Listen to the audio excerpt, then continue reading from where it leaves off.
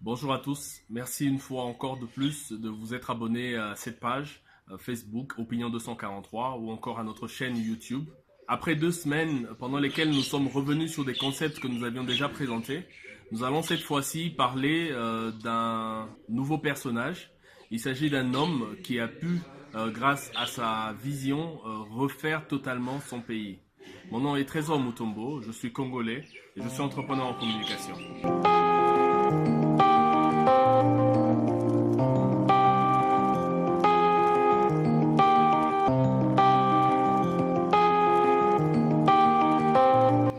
Comme je le disais, cette semaine, nous allons parler d'un homme qui a totalement changé la trajectoire de son pays. Il a fait renaître de ses cendres. C'est le moins qu'on puisse dire. Cet homme, c'est Jerry John Rawlings. Il a été président du Ghana et grâce à lui, le Ghana a pu retrouver le chemin du changement. Comment a-t-il fait? C'est la question à laquelle tente de répondre ce livre. Le Ghana de Gigi Rawlings, Restauration de l'État et Renaissance de politique. En fait, c'est un livre coécrit par plusieurs auteurs, mais sous la direction de Komi Toulabor. Et c'est ce livre que nous allons voir tout de suite.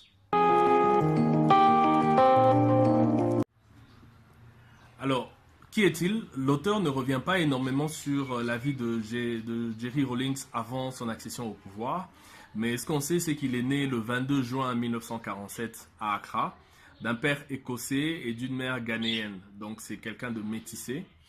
Il accède au pouvoir dans son pays en 1981 alors qu'il n'est âgé que de 34 ans et il quitte en 2001 à une cinquantaine d'années, donc à 54 ans.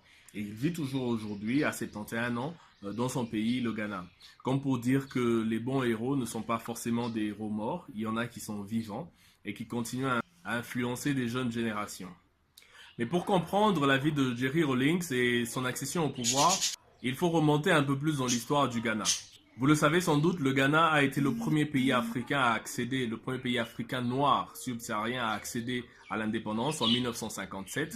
Le héros de cette indépendance était un certain Kwame Nkrumah, que nous connaissons très bien ici, qui a été très proche de Patrice Emery Lumumba, notre héros à nous. Mais voilà que la gestion de Kwame Nkrumah n'était pas des plus orthodoxes. Il y a eu beaucoup de corruption. Son régime s'est caractérisé par beaucoup de corruption et de prévarication, ce qui en 1966 va pousser l'armée à prendre les choses en main. Donc il y aura le premier coup d'État au Ghana et Kwame Nkrumah qui était à l'étranger va être destitué. Le nouvel homme fort du Ghana s'appelle désormais Joseph Ankara. Mais il va y rester que pour 3 ans. Il va lui-même être destitué par le lieutenant général Akwasi Afrifa et qui va momentanément remettre le pouvoir quelques années plus tard aux civils. Mais seulement 3 ans après cette passation de pouvoir, l'armée va encore refaire un putsch, un coup d'État, et cette fois-ci c'est le général Achepong qui prend le pouvoir en 1972. Ensuite un autre coup d'État en 1978 par le général Akufo. Bref, jusqu'en 1979, le Ghana enchaîne ainsi des coups d'État à répétition où l'armée prend le pouvoir, des généraux promettent à chaque fois des changements, de lutter contre la corruption, mais le régime suivant est toujours plus corrompu que celui qui le précédait. Donc un jeu de chaises musicales très dangereux. Alors l'autre particularité avec tous ces putschs, c'est qu'ils sont commis par des autorités de l'armée. Donc ce sont des officiers supérieurs, des généraux, de lieutenants généraux qui commettent ces putschs. Et cela se passe généralement sans que les hommes de rang ne tirent vraiment leur épingle du jeu. C'est alors qu'un jeune lieutenant d'aviation décide de prendre les choses en main. Il essaye d'abord le 14 mai, échoue et récidive 3 semaines plus tard et arrive ainsi à renverser le président Akufo. Une fois au pouvoir, le jeune lieutenant Jerry Rawlings va lancer une chasse aux sorcières contre tous les corrompus de la République. Il y a plusieurs condamnations, des exécutions. Il va aller même jusqu'à exécuter les 3 anciens présidents précédents. En seulement 3 mois, il pense avoir nettoyé le Ghana de tous les corrompus et décide de passer le pouvoir aux civils. Il se met ainsi en retrait, lui et sa bande, et laisse le pouvoir à un nouveau président. Mais les nouvelles autorités vont replonger le Ghana dans les démons du passé, c'est-à-dire dans la corruption. Les anciens corrompus n'étant plus là, il y a des nouveaux qui arrivent et espèrent aussi faire fortune. C'est alors que le même jeune lieutenant revient aux affaires, pour reprendre les choses en main. Et cette fois-ci, c'est pas pour nettoyer, mais c'est pour révolutionner totalement son pays. Et il va y rester jusqu'en 2001. Le plus grand combat de Jerry Rawlings était de recréer une nouvelle élite ghanéenne. Vu que l'élite précédente, celle qui avait dirigé le pays depuis 24 ans, s'était fourvoyée dans la corruption et dans l'abus de pouvoir. Il va ainsi, à tâtonnant, tester des choses qui vont certaines se révéler être bonnes, d'autres mauvaises, jusqu'à atteindre ce qu'il a estimé comme étant la bonne formule. La première formule qu'il essaye était celle de décentraliser totalement le pouvoir, et ce, à tous les niveaux, en allant même jusqu'au niveau militaire. Il va mettre en place un système de démocratisation, c'est-à-dire que les généraux vont désormais être élus par les hommes de rang. Une idée qui va très vite, dont il va très vite se rendre compte qu'elle n'était pas très adéquate, vu que l'armée, la base de l'armée, c'est la discipline, et ce genre de mesures créait plus d'indiscipline que de résoudre le problème. Mais cette même politique de décentralisation, il va aussi l'appliquer au niveau politique, donc au niveau civil. Parce qu'il faut comprendre que pour Jerry Rawlings, la démocratie, ça veut dire la décentralisation du pouvoir. Il va ainsi innover avec un nouveau concept qu'on appelle la démocratie sans parti politique, c'est-à-dire une démocratie de proximité, une démocratie participative, où tout le monde peut participer, où il n'y a pas de compétition entre partis politiques.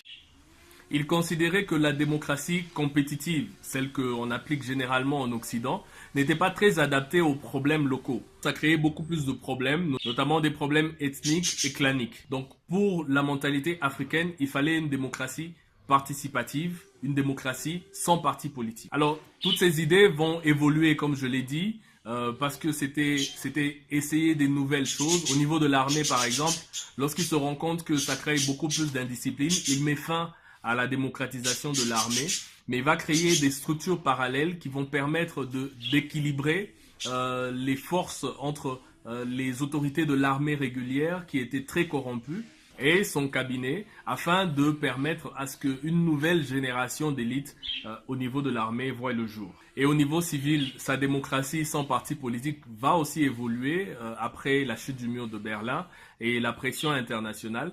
Il va créer le multipartisme, donc il va autoriser le multipartisme, mais va garder le concept des assemblées de district, des assemblées sans parti politique, au niveau de chaque province. Donc c'est des assemblées qui existent jusqu'au moment où ils quittent le pouvoir, et je crois jusqu'à aujourd'hui, qui sont des assemblées constituées exclusivement de ce qu'on appelle ici chez nous des indépendants, qui n'ont aucun lien avec les grands partis politiques nationaux. Au-delà de la démocratie sans parti politique, qui est un concept que personnellement moi j'ai découvert en lisant ce livre, surtout au moment où au Congo on parle du nombre élevé des partis politiques, on parle actuellement de 600 partis politiques. Est-ce bien? Est-ce que c'est pas bien? Mais au-delà de ça, j'ai personnellement été interpellé par un autre concept, une autre idée que j'ai trouvée dans ce livre. Il s'agit des programmes d'ajustement structurel. À travers l'Afrique, on sait que ces programmes ont été un désastre, notamment dans notre pays où le FMI et la Banque mondiale, en mettant en place ces programmes, ont créé plus de tort que de bien. C'est des programmes qu'on a souvent décriés. Nous allons d'ailleurs préparer des vidéos à ce sujet pour voir comment est-ce que ces grandes institutions de Bretton Woods interviennent et quelles sont leurs conditions. Mais au Ghana, l'expérience a été tout autre.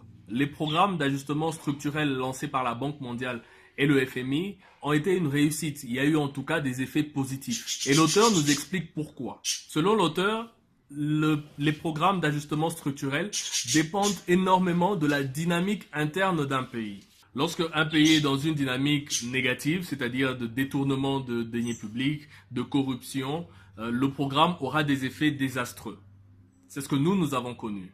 Parce qu'il ne viendra qu'accentuer le malheur de la population. Mais le Ghana, sous Jerry Rawlings, était dans une dynamique de restructuration du pays. C'est-à-dire que le programme venait rencontrer déjà une dynamique interne de restructuration et allait dans le sens de l'appuyer.